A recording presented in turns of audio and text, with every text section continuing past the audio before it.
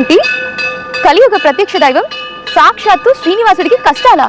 అదేంటి అని అనుకుంటున్నారా? నేను చెప్పేది తిరుమలలో వెలిసిన శ్రీనివాసుడి గురించి కాదండి, అచ్చం ఆయనను పోలి ఉండే ఈ శ్రీనివాస మంగాపురంలోని శ్రీనివాసుడి గురించి.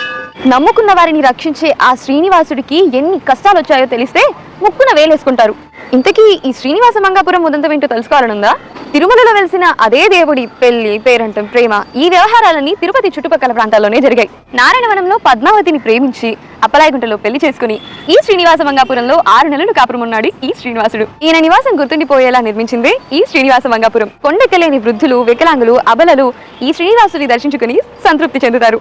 ఒకసారి వరద మింగేస్తే మరోసారి ముస్లింల దాడులు, ఇలా ఎన్నోసార్లు దెబ్బతిన్న ఈ ఆలయం నిలదొక్కుకోవడానికి పడిన కష్టాలు అనేకం. ఈ శ్రీనివాస మంగాపురం చారిత్రకంగాను పురాతన ప్రాశస్త్యం ప్రకారంగాను చాలా గొప్ప ఆలయం.